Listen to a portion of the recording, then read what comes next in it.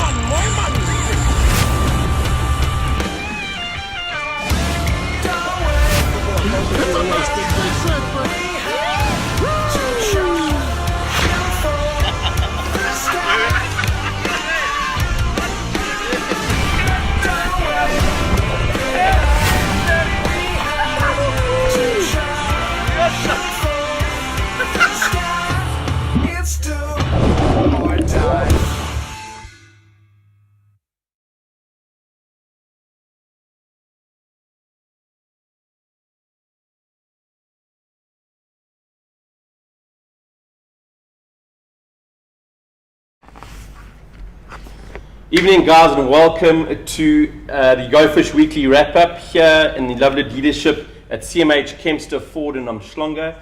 On the panel tonight we have BK as usual. Good evening, BK. Evening guys. We've got Guy Logan, who's going to be covering some slow pitch later on. Guy, thanks for being here. And Gerard Botha, new car sales manager here in the lovely dealership of Kempster Ford in Umhlanga. Yes, thank Good you. to have you Evening. on, and thanks for hosting us, man. Thank you. Thanks so much. Guys, you're welcome, and thanks so much for taking the time. Gerard, this is not only a lovely dealership from the outside, but you've got some awesome merchandise within these walls here as well. I think we'll be going through a couple of those vehicles throughout the show. We've got the all-new Raptor behind us here, which is a fantastic looking vehicle, and can't wait to dive into that one. Guys, just sort of throughout the show, what we're going to be doing is we've got Guy Logan here, who is going to be running us through some slow pitch jigging. That's going to take up most of the show. Guy, it's quite a new part of angling to us South Africans. I think slow pitch in general worldwide has only been around for about 7 or 8 years. From what I've been reading up and that. Started over in Japan, Yeah. and then sort of filtered through to Australia and America. It's quite really picking up there. So I mean, from what I've seen with the slow pitch side, guys, it's definitely something that you need to add to your arsenal in angling. It's become just as important as having a popping stick or sort of any other arsenal, bucktailing rod, spooning, whatever it is. It's become that important and can really be a game changer in your day's fishing. So Guy will be going through that a little bit later. We're going to be chatting about the week's fishing, what's happened. We've had some crazy fishing, which we'll go through shortly. You had some crazy fishing. You had crazy fishing while we were at work. Yeah. So I was fortunate enough to have some crazy fishing with a good mate of mine, Carl Hutchison. We're going to be looking at some new innovations from Suzuki, some really exciting stuff, and Byron's going to be chatting a little bit about that. So let's dive in, guys. I mean, the fishing over the last week, let's talk from sort of Thursday, Friday last week. through to now. We'll start with, I mean, Vadel and St. Lucia, Sodwana, we know historically is a great time. This time of year is phenomenal. Yeah. Right. I mean, and it's proving to be just that at the moment. Firing at the moment. It's crazy. Stories are everywhere. Yeah. And even though we had a great day the other day, just watching that every single day consistently, the Oaks are getting some good fish. Okay, it's been mad. Eh? Yeah, and I think the weather's also been settling down a bit. Yeah. So that's played its part. And slightly warmer water is starting to push in now. Definitely the last sort of week, even though we had the heavy rains on the weekend down here, you know, you can just see from looking at the wind finders and the wind gurus and that sort of, you can see there's a bit more consistency now in the weather. There's not just this east west every day. Yeah. And I think that's settled down. The warmer water, as I said, it's come now, and you can see the pelagic starting to come. So it's switched on up north. To your point, I mean, there's been yellowfin, dorado, Salies. I think the guys are double ups, triple ups. I mean, it's been mayhem there. A lot of snook as well. Snook, yeah. As well. Yeah, we've seen the guys up there getting a lot of snook. So yeah, it's great. And it bodes well. I just have a feeling about this season that I think it's just going to be off the charts. I hope you're right. What Durban side guy? I mean, the feeling of Durban hasn't really sort of filtered down into Durban as yet. Eh? Yeah, it seems like it's hit the north and then its bypassed us and hit the shoal. Yeah. And we get sort of days where we get that blue water that comes in, sort of 24 degrees, but then that westerly kicks in or that easterly pumps, and then it sort of just unsettles everything. But we're starting to see, like Byron said, the temperature's climbed, it's sort of stable now, sitting at the 23 to 24 degrees, coming up. Blue water's pushing in, the winds aren't pumping east-west every second day. So starting to see a bit more stability, and hopefully the fish are going to come with that. Yeah, sure. And from the bottom fishing side of things, off of Durban, Byron, it's been a little bit patchy. I mean, you know, the guys have been getting some good catches. The charter guys out of the harbour and that have had some nice catches of keelback. The doggers also have been sort of patchy again. There was a little bit of a shift even on Monday nights. I think I was talking earlier. No, we anchored, and when we were out on the deeper reefs, there was like a light south to north current. We came inside and there was literally no current, and within 5 minutes there was about a 2 to 3 knot north to south current that literally came in 5 minutes from the time of putting anchor and then just swung in. So yeah, that obviously affects the fishing a little bit on the bottom, but there has been good fish. So the guys who've managed to find the fish, have been rewarded, and the guys that have persevered as well. Well, just on your point of how quickly that current can change, we experienced it on Wednesday morning. Like we had stupid fishing on Tuesday. Probably from that north-south that switched on. Switched on there, hit the shoal. And did the same opposite the other night. And it was literally Sunday. The shoal was firing Sunday afternoon. A good mate of mine, Carl, the same mate I went with on Tuesday, was out on the shoal on Sunday afternoon with a mate of his, Buffalo, and they got into a couple of dories and some tuna, and they're absolutely wild. That followed onto Tuesday. Just 24-degree water. It was like ink. That water was purple, and just north-south current heaving against that northeast pinnacle.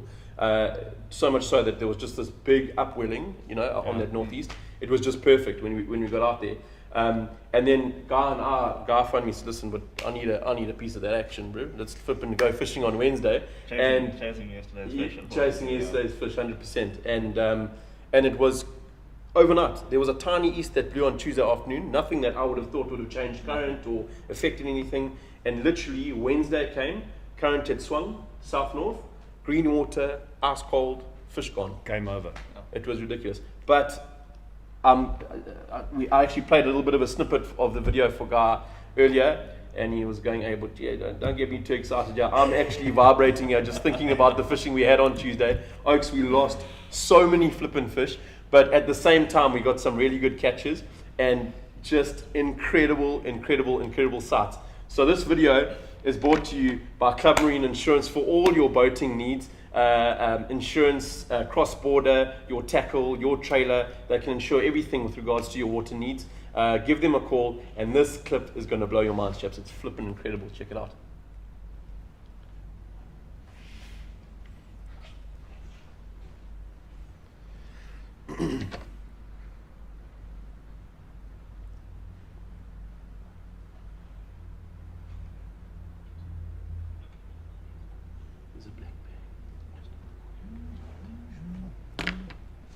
Get your lures ready.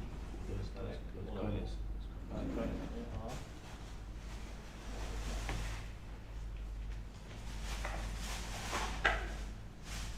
Yes, Kagi, that thing came out the water like 2-3 meters, bro. Oh my word. Oh shit, I think it's going to change pressure. On, whoa, Kagi, that's a screamer, boy. Bending, yeah, boy, bending. Come on, boy. Oh, there's a little shot there, Kagi. Jeez, like. Definitely need to change that angle. No, man. Ready? All right, so that was just a little clip of Tuesday's action that we had. Was absolutely phenomenal. And yeah, I tell you what, when that wahoo came out the water, everything stopped me from, I don't know what stopped me from squealing like a little girl, but flip, it was very close. You were squealing like I had to turn it down in my office. The people were coming to my office because they thought there was something wrong with me. I wasn't feeling well. So we just thought, I got Guy, I chatted to Guy earlier and I said to him, listen, but we need to give the guys a little bit of an idea, especially around this time of year when you it just, to get a day like that, and you said it to me yesterday, it's just time on the water. You've got to be able to get on the water and give it a go every day, because you're going to hit it right and you're going to get days like that, especially around this time of year where the current just switches in the right direction. You get that purple water coming overnight. I mean, it can be the worst conditions the day before, and overnight you've got the perfect conditions. Fish are firing, so it's not about the fish aren't there. You've got to just read the conditions and put the just time. Hope that it's right when you get on the water. On the water. Yeah. And so anyway, I got hold of Guy. I said, listen, but bring some of your trawling lures that really do well over this time of year. Predominantly over this time of year, you get a lot of tuna, you get a lot of dories down in sort of November, December time. The odd wahoo, but generally your kuta also haven't really sort of started pushing hard through. So you're not fishing a lot of wire on your lures, and your traces and that. You're predominantly fishing more mono traces, mono leaders and all that sort of thing. If you get bitten off once or twice, like what we had on Tuesday, we got bitten off once or twice on lures, then we started swapping to very short leaders, a short trace, a piece of trace wire in the front, literally 10-15 centimeters long, from a number 5 swivel to another number 5 swivel, keeping it nice and light. But the lures that worked exceptionally well for us that day was this 160 Williamson Speed Pro in the wahoo color, and that's got like a nice little UV edge to it. I'm not too sure where the UV is on the lure, but they say it's there. I think it's actually in the bars here. Actually, if I'm looking, it's actually in the bars here, and that worked exceptionally well. Didn't last long. Caught the first wahoo, and then we got bitten off, and that there is always a crowd favorite from the carrot, from Sodwana down to even in Mozambique, all the way up and down the coast. It is brilliant for tuna, brilliant for wahoo, and we lost both these lures within the first half hour, 40 minutes, and then I don't know if you want to bring in one or two of those coners there. Now guys, while you're pulling that in, just a couple of things to note. I think Kirk did cover it yesterday also, is just when you're rigging these, make sure that you do put a power swivel on the front there. Don't tie straight onto the split ring, because it can slip and it can damage the wire there, and also affects the movement and swimming of the lure. And then just another thing that I do is I always gear up on the hooks. So I normally go for mustard fish fighter 6X, 6 extra strong. I'll go in here and I'll also go up one size. So I've just found it increase your hookup rate, and also sometimes when the fish get boxed between the hooks in their mouth and that they pull away and they open the hooks. So it's not you putting the pressure on, it's the fact that the hooks are pulling against each other and sometimes open up. So there's just a couple of little tricks to maybe keep in mind there. 100%. If you're looking for these lures, Kings have got a full rack of them at the moment. Or they had, they had. I know a couple of my mates were in there over the last couple of days getting them, so they might not be too readily available. Do you want to just run through one or two sort of little coners there, and from a trawling perspective, where you'd put these in the spread as well as your sort of speed pros? Yeah, so you covered the diving speed pros and all that stuff, but now, especially with the Dorado coming in, I found I'll always run at least one of these guys in the spread, whether it's out back if it's a shallow diver, or quite close in if it's a deep diver.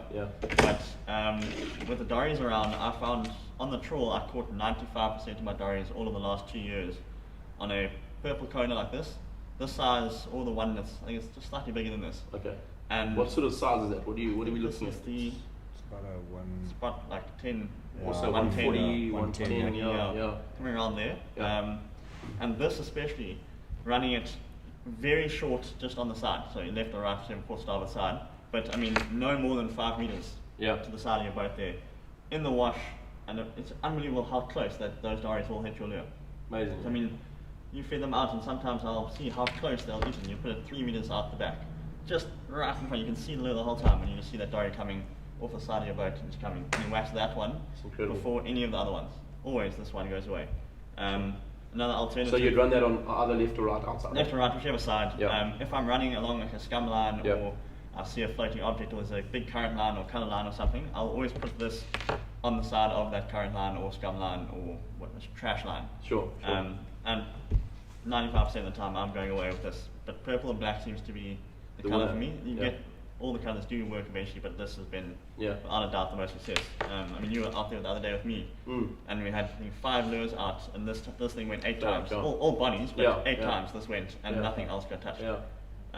So that was for me just a standard. Run it short, it's out the way, and it's amazing how short you can run it and Yeah. still get those fish. Still get the bites. And then usually I will run. What sort of speed are you running this together? I mean, then we can talk speed. Yeah, so so I mean, this I'm running between 8 and 12 k's an hour. Okay. So as long as Same as long what as these the are running, speed is, yeah. I'm running this. It's Okay. quite a small one as well, so it runs at low speeds. Yeah. And because it's on the short side, you can run it quite slowly, and it still gets a good, Yeah. nice sort of jet trail and bubble and sprouts a bit of water. Yeah. Something like this, I would run with a little bit of belly shine. Okay. So always a little bit of wire here.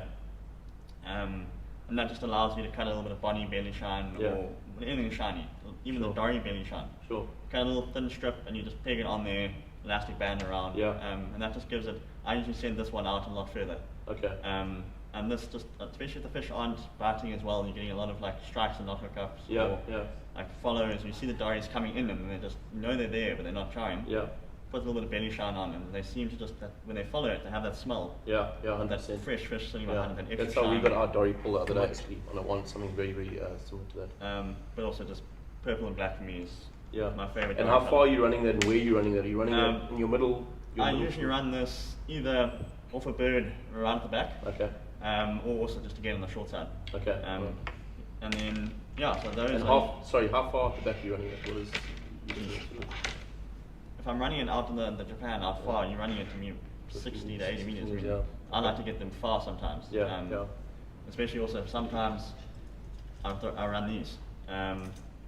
It's a Maria loaded, it's a 180 floating. And this thing's got many battle scars. Yeah. Wahoo especially love this thing. Tuna, doggies in the And Seychelles. are you also pulling that thing at sort of? Pull it as fast as you want. Really? And it's unbelievable. It'll bounce out the water, dive, kick side, sprint out the water, line aside, splash, Yeah. just kick, jump out. Amazing, eh? It gets it. And you're running that generally also That's Japan also as well. far. This is Yeah. 80 meters. This Yeah. thing, you're sending this thing as far as you can. So usually Okay. I'll send it on I'll have my stick baiting rod rigged up, ready to go, but I'll just chuck that out Yeah. when I'm going. And if you've got a T-top, I'll put it up the top. Okay. All right. Just send it out back. Yeah. But you adjust the distance depending on how the lure swims. Okay. So you'll find, depending on the weight of the lure, the design, you'll find like this one, I know I just run it out until I see it getting that big, cuts down, gets the head down, big side, then sprays water, then skips along, and then side. So Okay. when you find if it's too short, it just sits out the water and skims. Okay. Too Alright. far back, it just dives too far Very under nice. and Okay. rolls. Yeah. So Sure. you just gotta watch that lure when you're letting it out and find that sweet spot. 100%. But I mean, I don't know how many wahoo have hit this thing. Yeah. You can see. You can see. Yeah. That's my Yeah. little eye. Got a lot of jeets on this as well, but not throwing it. Yeah. Good, but it's mainly just a stick bait, just chucked out the back and left. You must run that on your right side so it can't check the game fish coming because it's got no eye there on the right. Yeah, it's definitely, it hasn't worked as well on the Durban side as because we're mainly looking tuna and dories. Yeah. Dories do love this, but especially up north when you're going up into Mozambique, Yeah. further more tropical areas. Winner. Absolute winner. You got a little squid there? Yeah, this is something I found in Cape Town. They pull these for yellowtail Okay. and tuna as well. But the purpose of them is that with the yellowtail fishing in the Cape, you're looking at birds, you're looking at fish busting over there, and you are racing. Yeah. But you're pulling lures at the same time. Okay. So you can't now suddenly wind up all the lures, race there. So they pull these things and they pull them 30, 40 k's an hour while they're running between spots. Wow.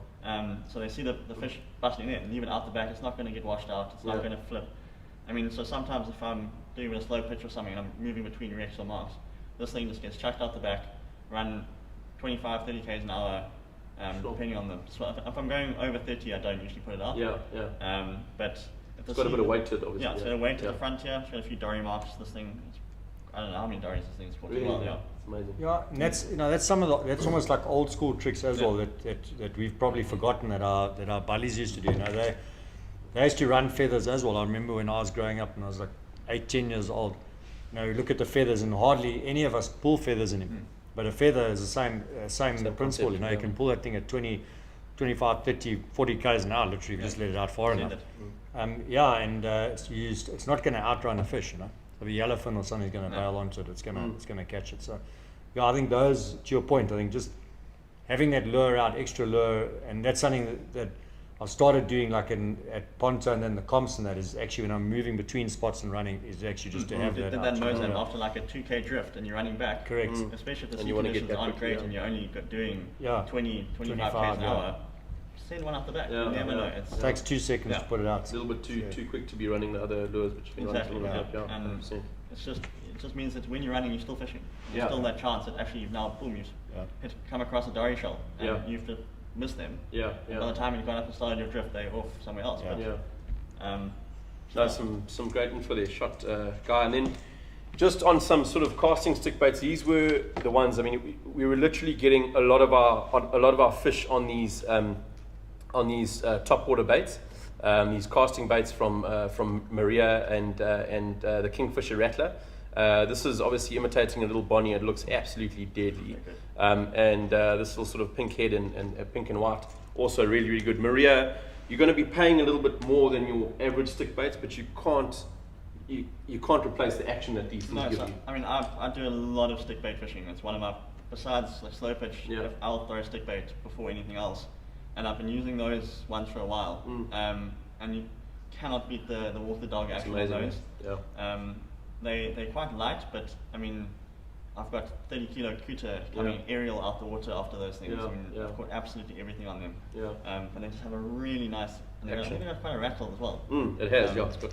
And that I find key in a lot of stick baits that a lot of them don't have. And I find the rattle ones always just have that little knocking rattle on the surface. Just gets that sound. I've always found the rattle in stick baits. It's quite key. Okay. Well, guys, so we'll take a couple of photos of those. We'll post them on the Facebook page after the show. You guys can have a look at those. Those are all available at King's, by the way, and they've got some really good stock of them. Like Byron says, I'm not too sure how good the Speed Pro stock is at the moment because we've been punting that quite hard because they're working really, really well over the last couple of days. The guys from Club Marine Insurance, like we said, obviously cover all your water-based insurance needs for your boats and your tackle and all that. The thing that we love most about the guys from Club Marine is the fact that they are fishermen themselves. They are heavily involved in the market. They're at Schlonger Club, mingling with all of us when we're there and socializing and that. And they are anglers. They're people involved in the actual industry and they care about the industry. They're involved in nearly every part. 100%. So guys, make sure you support those guys. They're really, really good guys. And if you don't believe me, head on to the referrals on their website and it's just pages and pages and pages. I've only heard good things. So the next thing we're going to go on to very quickly is Suzuki. Now, BK, another one of the sort of websites that you need to head on to and give a good look for if you are in the market for outboard motors, chaps. Head on to the Suzuki SA website and check out the innovations that they are that they have on all their motors, on all their different motors. Their brand new one that is the that microplastic element in the actual motor, where there's an actual adaptation on the motor, a filtration system that actually sucks up microplastics.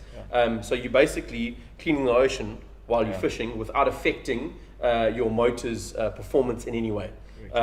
So BK, you've had a couple of Suzukis on a pair of Suzukis on the back of your Tomcat for quite a while. Yeah, so I've had them for just I think about 2 years now, and I'm coming up on 500 hours. So they've worked a bit in quite a short space of time. But yeah, I must say, I mean, if you do go on and look at the innovation, some of the times you actually just forget about it, and you just look at a motor and you think a motor's a motor. But there's a few key elements there. You know, the torque ratios that you get out of those motors. I've got two 80s on a 19-foot Tom, and I mean we launched through Surf, we launched it on Stronger, and it's plenty power. I'm actually running 19 pitch, so I'm not even running standards. I'm running one up, so I'm sacrificing power, and it's still got plenty torque. So that's all around the gearbox transfer that it's got on it. It was new innovation they had. There's a lot of other things they're coming with now. Also the counter-rotating motors that you can actually change on the motor. So it's not locked in an anti-clockwise. So, and that's for multiple boats with multiple motors. So yeah, they continue pushing the boundaries, and then as you said now with the microplastic removal which sits in the water cooling system, it's just an add-on feature there, you know. So they're continually pushing the boundaries, and it is really a great motor. From an economy point of view, I'm running a big boat. It's a 19-foot with two 80s. I'm getting between 60 to 65 Ks a tank. So 25-litre tank on each side, one tank per side, 60 to 65 kilometers, and that's consistent. So yeah, check them out. You know, they're very economical. It does make a difference when you're fishing a lot. Yeah, 100%. Because petrol's not cheap. So yeah, it's they are very good motors, and yeah, worth a good look. 100%. Gerard, we're going to get onto this beast behind us here, the all-new Ford Raptor here. It is a beautiful looking vehicle. Guys, have we got the GoPro ready to go there? Beautiful. So Byron and Gerard are just going to hop onto Jump on the bonnet. Jump on the bonnet there. I think BK needs going to go with you. Oh, sorry, Corbus is gonna come and introduce the vehicle.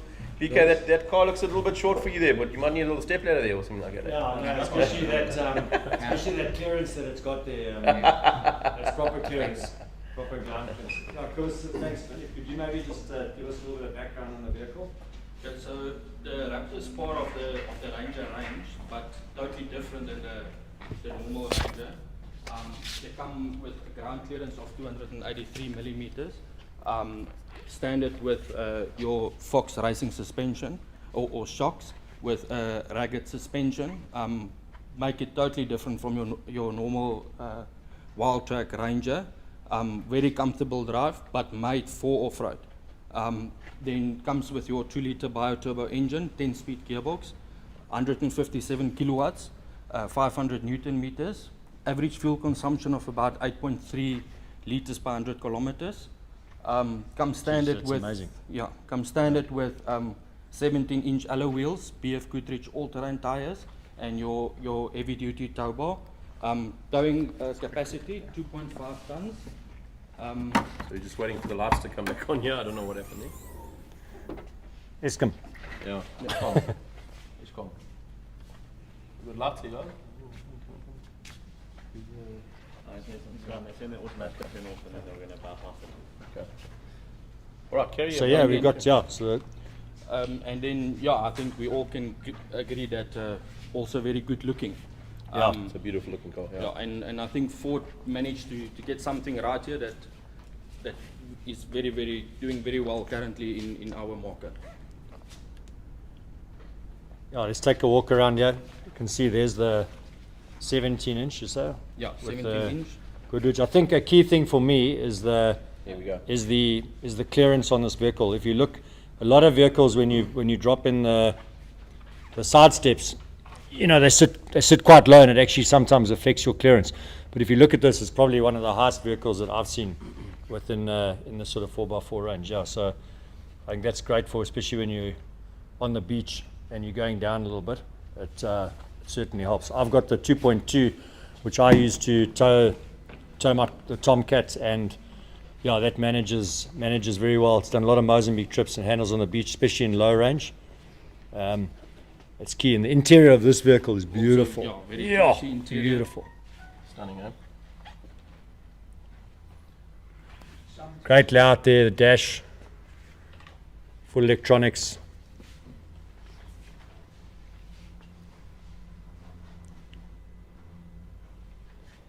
Yeah. Yeah, awesome looking. Great, guys. Yeah, and then just in the range, I mean, you go right through, you've got this Raptor, then you've still got your Wild Track. Wild Track, which is also 2-liter bioturbo engine. Then you get your 2-litre single turbo XLTs. Then you go one down your 2.2 XLS and your 2.2 XL. Okay. So Yeah. the full range. Yeah, awesome, fantastic, beautiful vehicle. Lovely vehicle. So Yeah, guys, I think you need to come here for a visit. we're going to just close the bonnet and we'll get a very full-on shot. Look at that.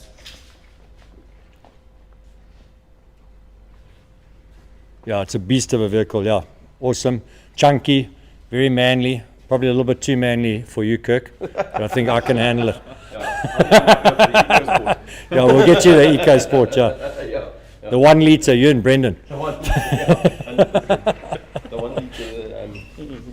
Yeah, no, it's stunning. It really is. Yeah, it's a stunning looking vehicle.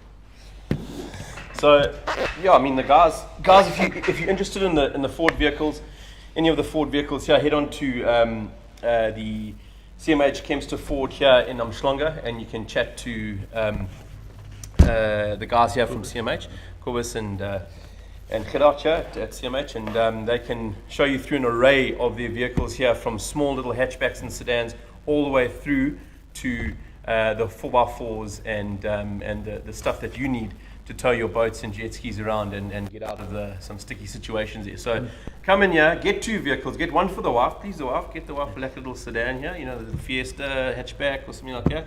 Beautiful looking car in front of us here.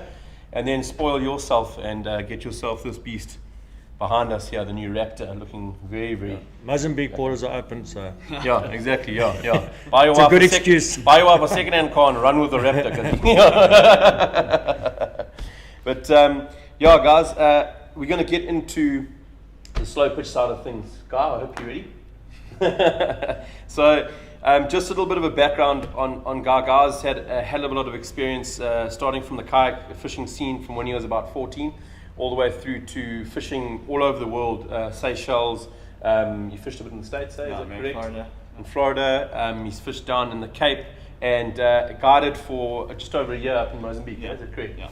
And then done a lot of his fishing here off of Natal recently, getting into the slow pitch jigging scene. Well, when I say recently, as recent as slow pitch has been around.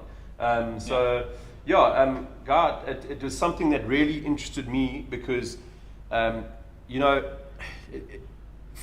just from reading up on slow pitch itself, it's been in the SA market. It's very, very new to the SA market. And what I immediately picked up on was, there's sometimes when you've got live baits out, you've got dead baits out, you've tried your plastics, you've tried drop shots, all that sort of thing. You need that extra angle in your fishing to entice the bite. And this is exactly what slow pitch was made for. Exactly, it's designed for that exact purpose by the Japanese, for those situations where they can see the fish there, they know they're there. They used to get bites in the mornings and the afternoons, especially in sort of heavy fished areas. Yeah. And they thought, well, how do we catch fish for the middle of the day? Yeah. And then they realized that they're not getting the reaction bite from speed jigs. They needed something different, and they've found a way to present a jig in a way that's like an injured fish. An ailing, just almost an irresistible injured fish, but like a live bait, but you can adapt it and make it move exactly how you want it to. Whereas a livey, I don't think you can beat a livey, but there's certain times where you either don't have liveys, you're not in an area that you can get liveys, or you don't have bottom sticks. Not all the guys do carry, especially in the summer. You're not carrying your bottom sticks. Yeah. And you can see those arches on the finder. You've tried everything else, and that's when it seems to shine. So you're actually going for those fish that aren't keen on actually feeding at that time, but they just can't resist that slow it's something moving. there's no doubt about it. It's so realistic, and I think that's the key element you mentioned earlier. Yeah. It's not a reaction bite. This is literally a swim up. Look at this thing. Yeah, exactly. I'm going to have a go. Exactly, literally like that. So you can see. So you can see the actions that check now. You can see it by the amount of species you're getting as well. Species that I didn't think were possible to catch on a jig.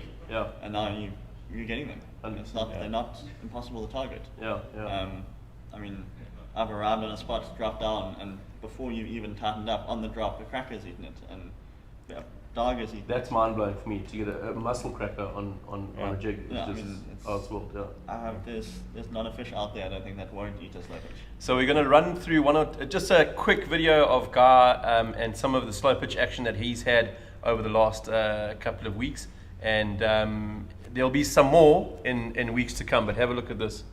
Get the blood flowing a bit.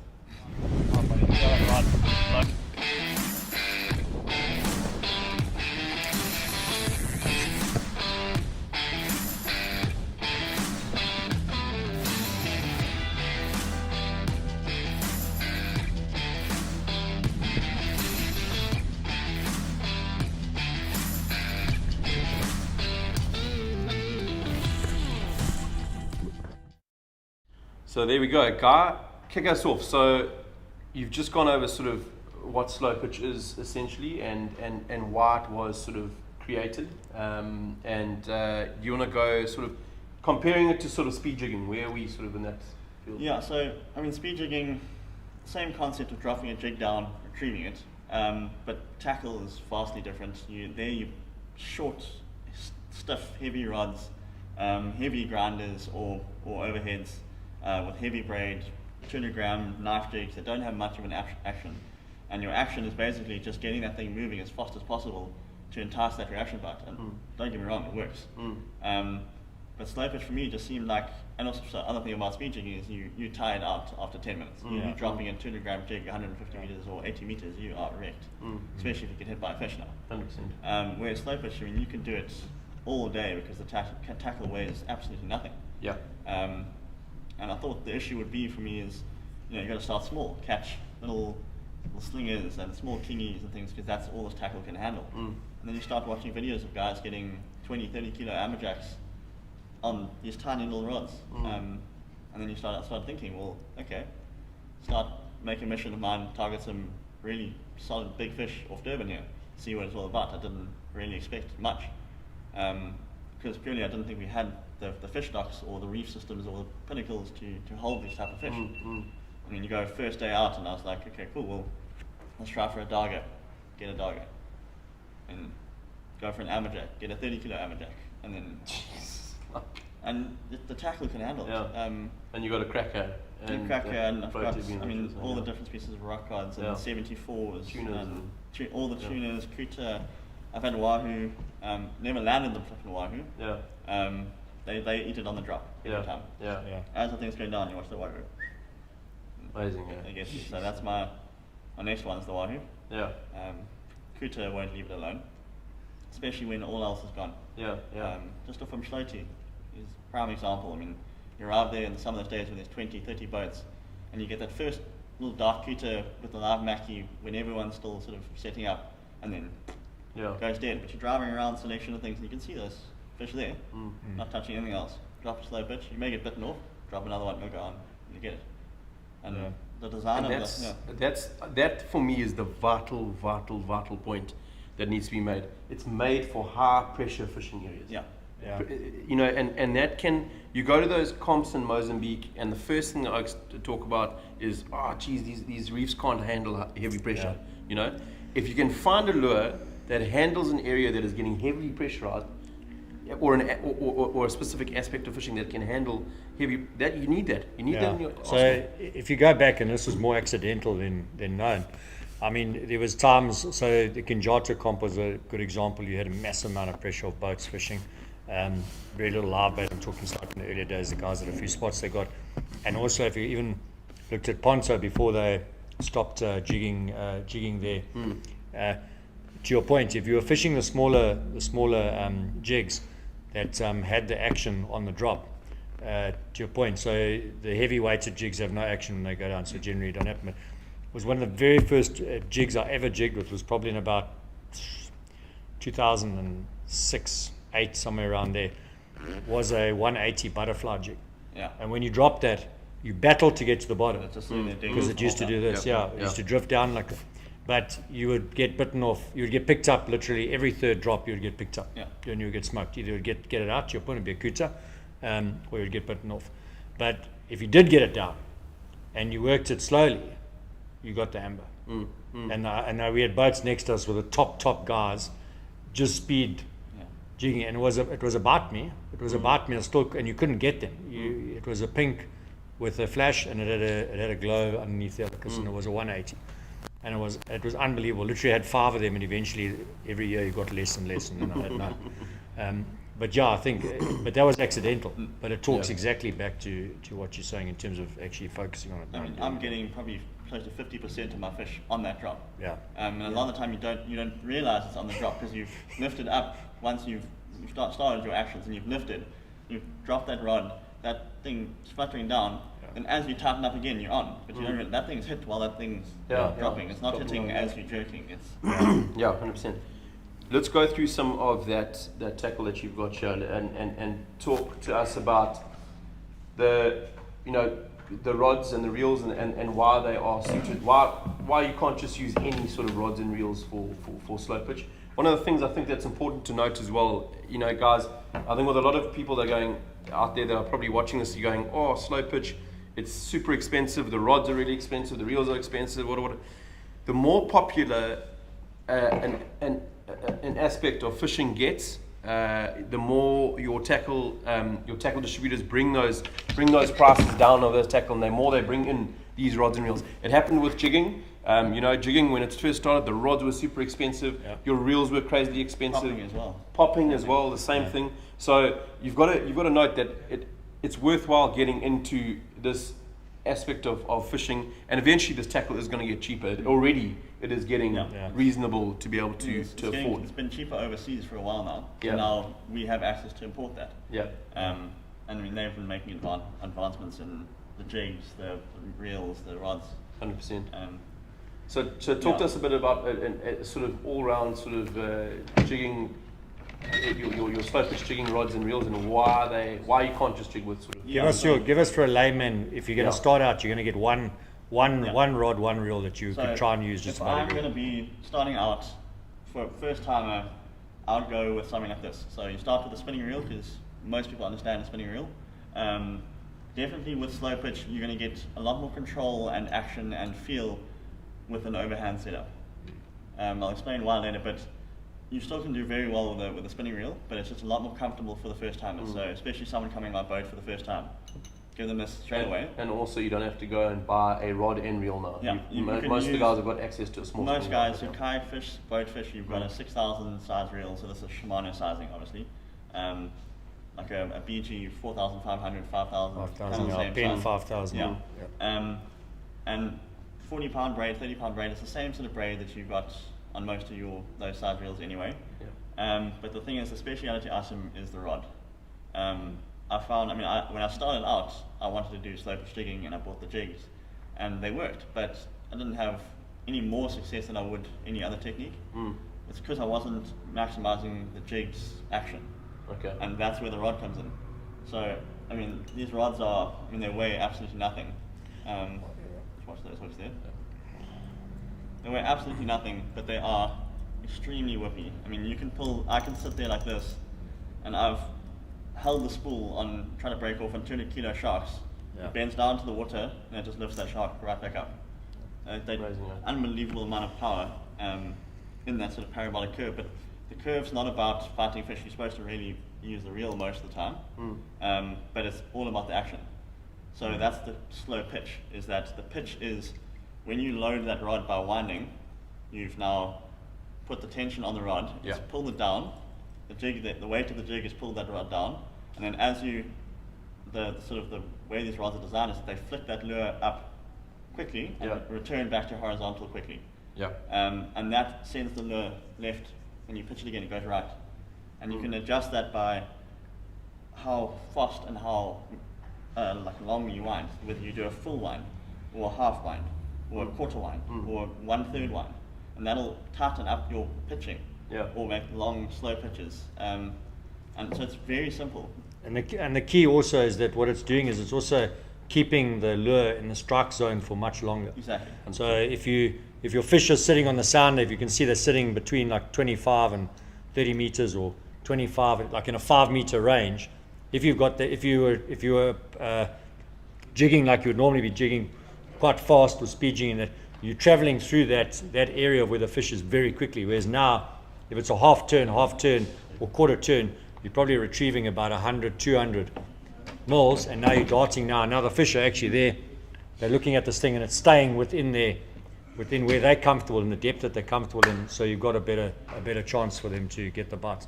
I think so. We'll get onto the action later, and we've actually got a video of that action that guy's talking about. And we can actually talk it through. Video, yeah. 100%. But yeah, so I've always catered more to the overhand, purely because you just get more control of that. You've got that thing sitting right to the handle sitting right here, and you can control pitch, like different actions. The lift and drop is another great action, but it's like you really have to understand how the rod's going to bend with the jig. So you're going to match the weight of your jig to your rod. You don't want to have, and you can have a thin little rod like that and put a 300 gram jig on, and it works. As long as when you bend it, it has that parabolic action to flick it back up. But if you're now using a heavy rod and you're using a 40 gram jig, it's not going to, you're not going to get that action. And you're not going to get that action out of any other rod besides a slow pitch. You know, a rod that is made for slow pitch. Exactly. I mean, they're incredibly light. They fit under your arm, so you can actually sit all day and leave the rod horizontal. Just use the reel, and you can get that lure to do almost anything. And the last thing is you can work the entire water column from top to bottom. You can fish for every species at the same time. And all day. And you can do it while everyone else here is throwing a popper or that happens. Just drop a jig. You can see nothing on your finder. Drop a jig. You can get something.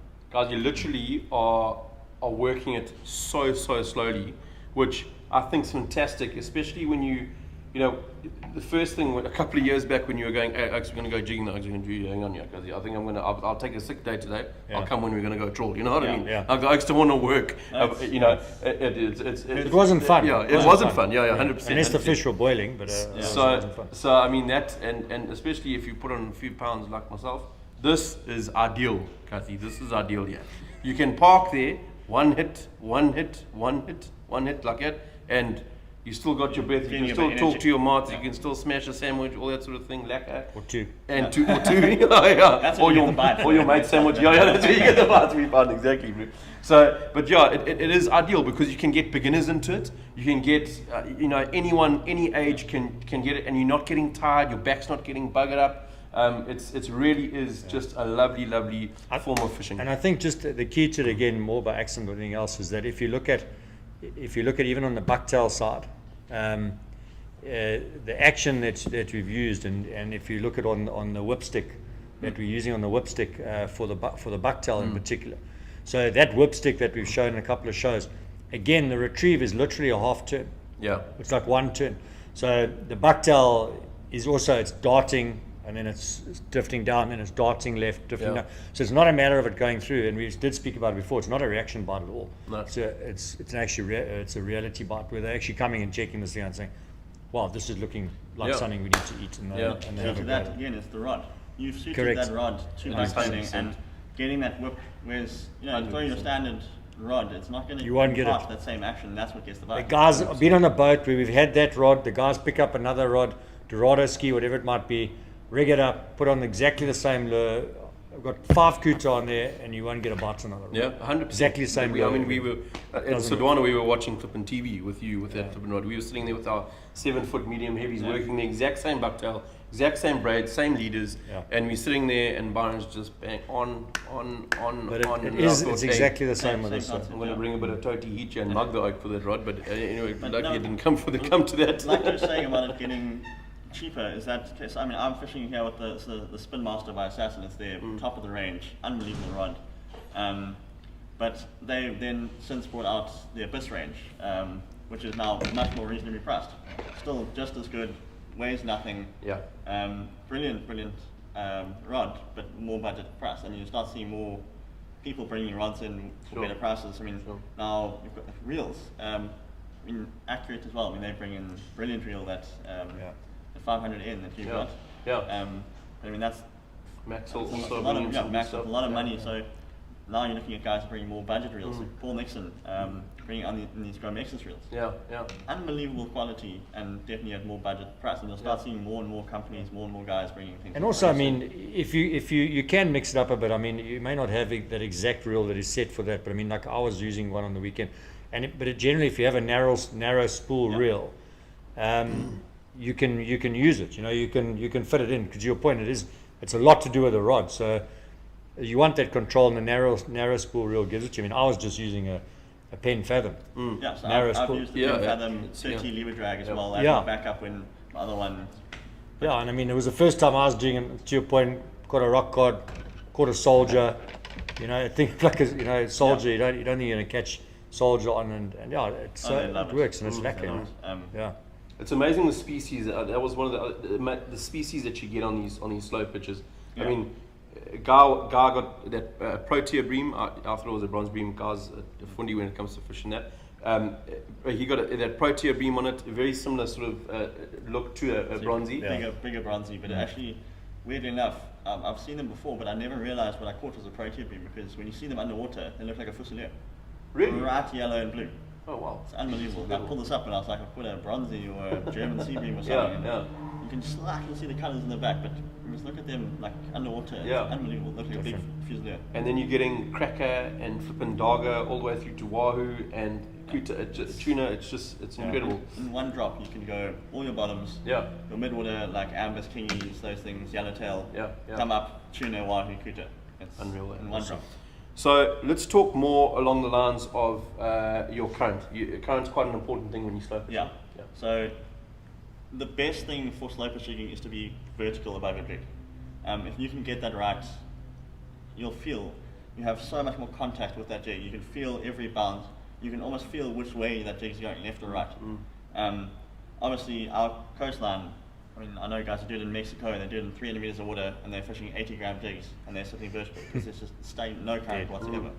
But for us, we have a lot of current. So I found you need to sort of either keep a motor in gear, use a drogue anchor, or just use heavier jigs and lighter braid. Like especially braid that's thin. So something like this grounded depth charge, got 10 meter steps and the colors as well, very important. So you know exactly how far that jig has gone down. If you get that hit, you counted, I'm 5 meters off the bottom, I'm 10 meters off the bottom, I'm 15 meters off the bottom, boom, get the hit there. Then you drop down, you know, okay, I'm there, and then you get the hit on the drop, you know, at 20 meters I got the hit on the drop. And in 60 meters of water, if you're not fishing that water column, which you can very easily do because you think, oh, the fish are on the bottom. And you see it showing, it's on the bottom. And you've zoomed in and you find it to the bottom. That fish is sitting 5 meters, 10 meters under the boat. And sometimes you drop and within 2 seconds you're on. Because that jig's gone flutter, flutter, flutter, and bang with a pelagic. So having those stepped colours in the braid, very important. And then obviously, you can't now sit there and go and use 60, 70, 80 pound braid, even if you're fishing those serious fish. I mean, on my very heavy setup here, I've got 65 and I've struggled. Unless you've got very little current and you're fishing 400-gram jigs, it's not going to work. So this is actually way too heavy for the setup and I'm going to change it, but 50 pound I think is the max you should go, purely just to try and stay above your jig. And I think to your point, I mean, and we have spoken about it before, even on drop shotting and that sort of thing. Your diameter of your braid is super important. You get all different types of braid, and everyone's got their personal preference. But when you're buying, compare, look at the braids that are on offer, and look at the actual diameter of those braids, because you get a 50 pound braid, you get a 50 pound braid, you get a 50 pound braid. So it's vitally important. The thinner it is, the less bow you're going to get when you're going down. So to your point, then you're quicker direct on the lure and you're going to get a better action. It is unfortunately one of those things that if you are paying a bit more for the braid, you know you're getting generally a better quality, thinner strand, stronger. Like you said, things are coming down as well. I mean, it's unbelievable quality braids. I mean, I'm using braid that's 300 rand a spool. That's and amazing. I mean, it's withstanded everything that's lost. Those jigs, Guy, let's talk a little bit about the jigs. So there's a lot of jigs that you can get. Not too many here, obviously, but obviously that'll come out and be cheaper. In terms of weights, I will always go sort of under 40 meters. I'm fishing 40 gram to 100 gram. Sort of standard across the board. You don't need to go heavier, you don't need to go lighter. That'll cover pretty much every species you need. As soon as I start going 40 to 100 meters, then you're looking at minimum 150 grams, 160, and usually I'm fishing sort of 220, 250 grams. So that's in about 60 to 100 meters of water. So the idea of the jig compared to a speed jig is that you'll see it's got either a rounded side and a V on the back side there. So it's very asymmetrical, whereas the speed jig is getting down as quick as possible. So these are designed to have a sort of, they're not weighted in the arse, so they were, There used to be the speed jigs were weighted in the arse to try and pull it center weighted down. here is, so that they're called center weighted jigs a lot of the time, and that weight is sitting right in the middle here, and that thing is going to flutter down like that, unless you put, so if you're struggling in heavy current, I often find if you just thumb your spool a bit, it'll straighten it out and send it down. You do miss that drop bite, but you can get that same drop bite just by working up, lifting, dropping, and it'll flutter back down. But I mean, a whole range of jigs. I mean, there are expensive jigs, there are cheap jigs. You can get them online in Japan, you can get them at your stores here. I haven't noticed too much of a difference in your superior quality brands. Like, I mean, Maxwell is a very great, very good brand of jig. You pay a lot, but believe me, they catch those. That Maxwell, the Dragonfly, and the Bumblebee jigs. We fished Seychelles, and you always go, oh well, Seychelles is like an aquarium because you can catch everything. You put your slop with a hook on it, you'll catch whatever. We fished the flippin' Maxwell Bumblebee jigs and the Dragonflies versus some of the other jigs. The jigs that worked the best for us. It's a good one. Yeah, for me especially, I lost all my Maxwell jigs. They were, all of them got chopped. They were phenomenal. If I want to catch Kuta, I drop a Maxwell jig. It's incredible. It hurts when they bite you. And also, I mean, that big eye, and also, I mean, Kings have got the ones, so if the guys are looking Evil at budget, the Evil Eye as well. That King's jig, Evil Eye, is brilliant. And the Kuta also in Mozambique, they smashed that thing to pieces as well. The pink and the silver flash and that. So, a lot of like the smaller jigging you're doing here. No, that's another one of these ones. Sorry, you were saying And I mean, you get a whole range of shapes and sizes. I mean, this looks like a standard knife jig, but I mean, it's center weighted and it's got these grooves and bumps on it. And this as well just flutters down. It's all about the resistance of the water. So we fished those jigs. We fished all of those jigs, those exact jigs. We got them from Malay, and we fished those in Madagascar, and we had 49 species.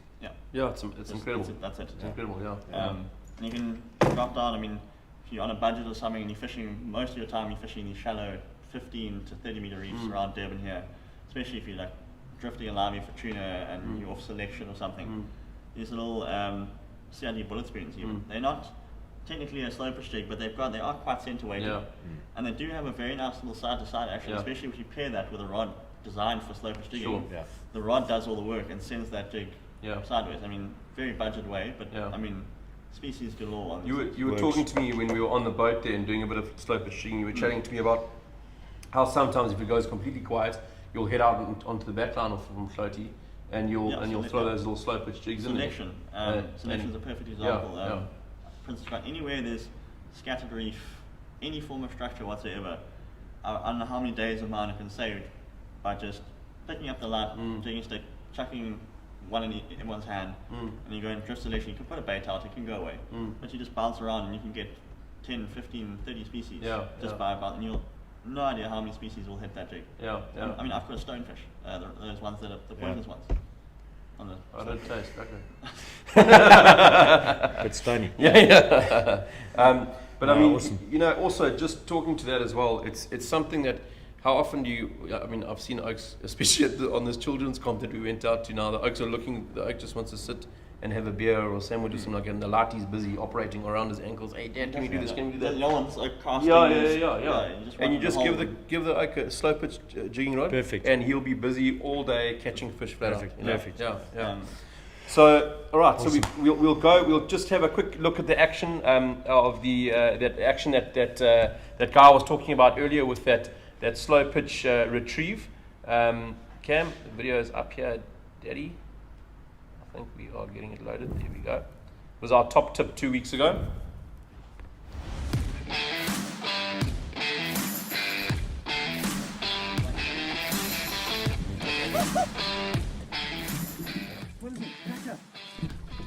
Cracker on the jig. I want to just give it a little bit of a. So that's one of the actions there that you saw. That's the standard slow pitch rod horizontal. Half one, half one. You see that rod And you're looking at how that rod's loading there. If you're Loads, watching that rod flicks, tip and there. that's sending that jig left and right. So There you go. Pitch, half pitch. turn, That's the half pitch, turn and the rod that's the pitch as the pitching, rod that's dips just the slow and comes pitch. back loading horizontal. and then flicking. That's the pitch. A That's the fast single wind, pitch. you do it a slow So wind, if you half winds, full you can winds, obviously do full many winds, different types whatever. of the pitch. It'll just adjust that jig, and you can do that all Stand in in one a sort of a time. half wind. Okay. You change it. Yeah. You can So even you'll change get the the rod rod. angle. So if you Keep the rod drop the rod horizontal, angle sort of down, points to the half wind, water, half wind, it tightens up See how that rod? that S of the jig. Okay. So because now you're not using as much of the parabolic action Of of the the bend, rod. sure. Lift that rod a Sure. bit higher, you're now using a lot more of that flick, and it can Okay. send that jig further. And so Further, yeah. just that little difference, especially with fish that aren't really in the mood to bite. And there's that flick Yeah. and wind. So then rod you can there. do these. That's how I caught my fish on this last Yeah, weekend. that's- Soldier that and a fall. rock cod char, yeah. As soon as you flick it up, you won't get anything. You give yourself that slack, which is the important part. Don't hold the rod and have that tension as you drop in. Yeah. Okay. Drop that rod, get You that want the slack. slack, yeah. Because you want that jig to now fall and go left and right as Yeah. it's falling now. And then as you go in for the second one or third one, you'll come tight. Same with a bucktail. Same with a bucktail. If you're working with a short rod for a bucktail, same like a setup. Our fish with a very similar setup with Yeah. a coffee ground like that. Same thing. When you drop it so that you get that slack, and that's also what's key to be fishing light braid, Yeah. light and everything. So it allows it to drop quickly in the water. You're not having a drag in the water. And same thing. That thing drops down and then you dart it away again. So you're Yeah. just trying to get that unique sort of action that Yeah. makes it You irresistible. train it like 30-pound braid these days, breaks at 40 odd pound most Yeah. of the time, good Yeah. quality braid. And it's so thin that you can do pretty much anything and stop in pretty much any fish. Any fish, yeah. You got to remember, if you're fishing in Cape Town, the guy's normally setting 12 kilo drag on yellowfin, and at 12 kilo drag, you can get pulled over the side. Yeah, 100%. These things, these commercials have 60 kilos of drag, so 60 pounds of drag. Yeah. So I mean, it's a lot. You're not going to need all of it. You'll but never get it. Yeah. What I found is obviously a lot of people are very scared to use the rod to fight the fish, or they try and use the rod and either break it, but depending on the quality of your rod. But Yeah. the main thing I found with slow pitch is when you get that hit, that fish doesn't quite know what's happened in the beginning, because there's not this like vertical jigging where it's a solid hit hooked in the mouth. He'll grab hold of that jig, and you'll feel the rod load up. An important thing I found is just don't lift and wind, nothing. Don't strike, because that strike doesn't really do anything. You just point that rod at the fish and you just reel as hard as you can until that fish wakes up and realizes. tight. And now the thing is, he's 10 meters off Yeah. the bottom. Yeah. Realizes, and you've got that 10 meters to play with. Yeah. And then that's where the solid drag comes in, where you can just spool it if you want, thumb it with the spool if you want. Don't need to use the rod, and then you can stop it. I mean, that's how you land those bigger ambers. It's also the advantage of why they've got such sharp hooks as well. Is Such sharp hooks. Yeah. I mean, so hooks is another very important part of this. Your classic slow pitch setup is your jig and Okay. cool. So yeah, your classic slow pitch setup, especially on these bigger jigs, so 150 gram upward, they have a larger profile, is your 2 hook setup, your 2 double hook setup. So that's 2 assist hooks, front and back. And what that does is, because like not on a speed jig, you got that 1 assist hook at the top or 2 at the top, because you're whipping it straight up. That hook is sitting against the body the whole time. But because you're getting most of your bites on the drop, when that jig is falling with the assist hooks up like that, if you only have the top assist hook and that fish bites anywhere near the back of the jig, yeah. you've Completely got no missed. problem. Yeah. I mean, you've got a big problem. So and that's why the double assist hook, the double assist hook is the most commonly used, especially if you're doing that lift and drop, and especially for bottoms and things like that. They are obviously expensive, so I've resorted to actually just a BKK single assist hook with a little glow skirt. I find you have to have some form of glow tinsel just to cover that hook up and make it seem like an accessory. So I found that, especially for bottoms, because you're working a lot of slow drops, like within the bottom 5 meters.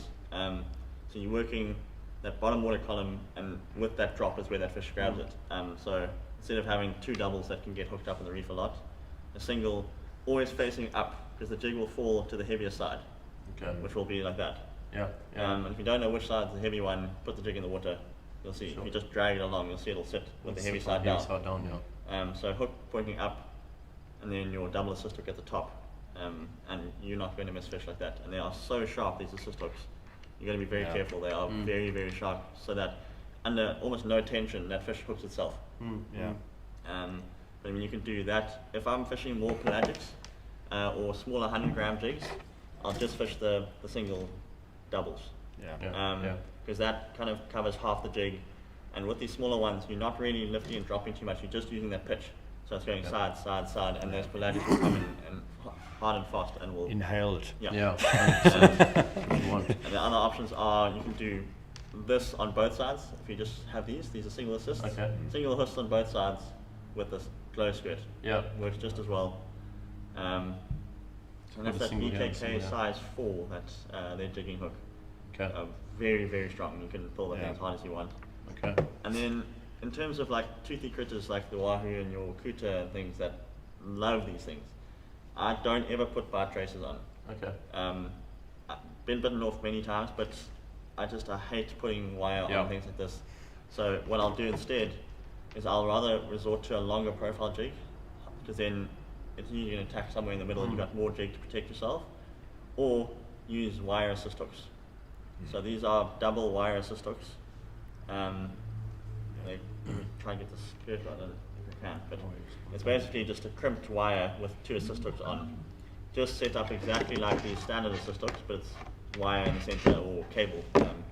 And that I find is more than sufficient for the kuta and things like that. So I'll fish normally, and you'll catch a lot of kuta and stuff just with these normal jigs.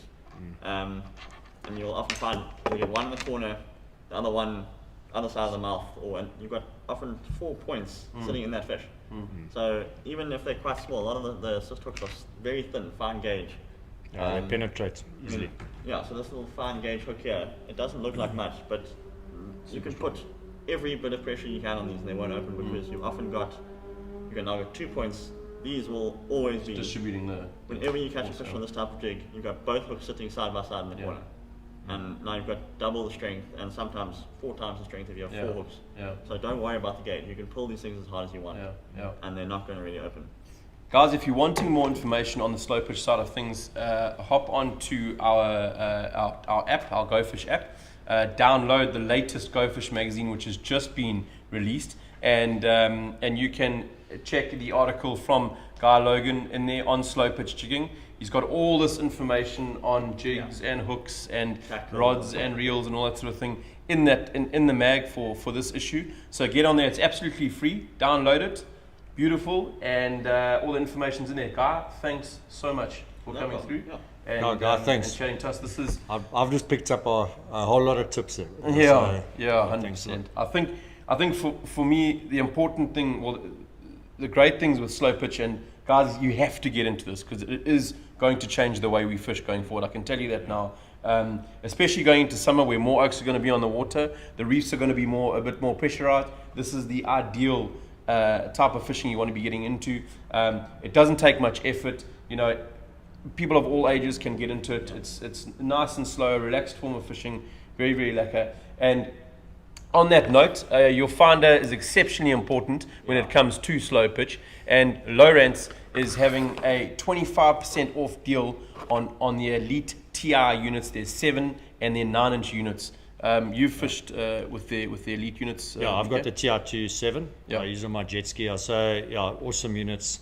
Guys, I don't think those prices are going to get repeated again, so I'll get stuck in, I think, while stocks last. 100%. One quick tip on those. I've also got the Lowrance Elite with the older model, but still that Lowrance 83 200 kilohertz transducer. So you can switch between 83 or 200 kilohertz, and a lot of other ones also 50 200. And I find as soon as I go deeper than 40 meters, I switch over to 83. And it's amazing how many more showings you'll pick up on that 83 kilohertz. And I was struggling in 100 meters of water, 80 meters of water, and I was like, there's no fish here. It's just clean. When you see a little scattering of bait or something, and you switch over to 83, and you zoom in down, and you can just see there's all the fish. It's amazing because it's just that it's definitely for when you're not moving fast. So if you're drifting and slow pitching, that's fine. But your general stuff, shallow water, up to 40 meters or trawling or anything, I'd go up to 200. But that ability to switch is so key. I mean, I can't live without. And you can do split screens as well. So I'll that makes a massive 200, difference. And 200, I'll sit with it zoomed, like sort of at the top part of the water column or the whole water column, and look for those pelagics.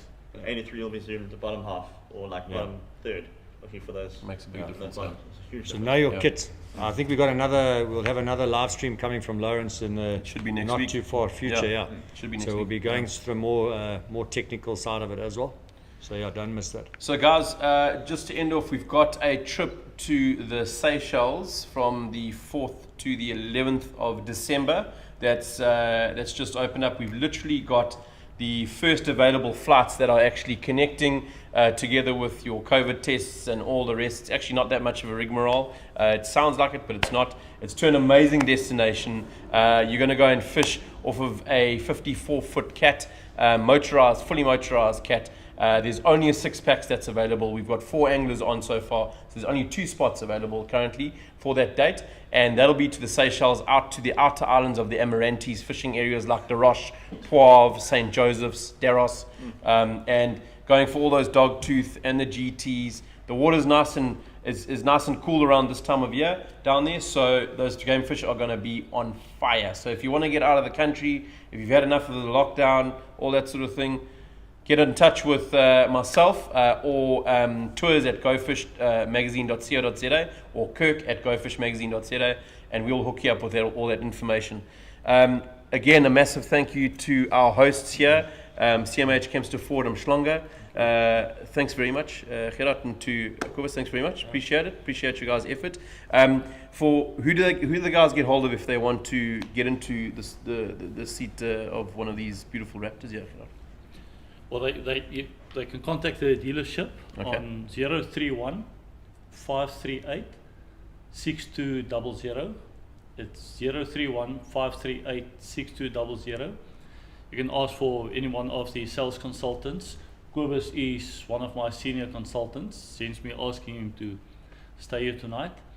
And like you also said, there's a wide variety. I mean, not everybody wants a Raptor, but everybody wants a Ranger. It's just very interesting. Quickly, while I have the floor, 100%. For the lack of a better word, Ford Ranger sells between 2,500 and 3,000 units a month.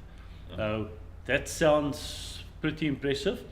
But then on top of it, what the general public's not aware of, Ford South Africa also built in for export, and they export between 4,000 and 6,000 units a month. Jeez. Number one, shows you the ability what the plant can produce, but number two, the quality for South Africa, for South African manufacturer to export vehicles between 4,000 and 6,000 a month. That's incredible. So it shows you the quality. I know Byron drives one. I drive one as well. They're brilliant. You drive one, like I say, it's Ford tough, it's tested, and all you have to do is look on the road and you will find a Ranger either in front of you or behind you or next to you. Yeah. And believe me, we test them properly. And just they built for that. On what you're saying as well, from a trading point of view as well.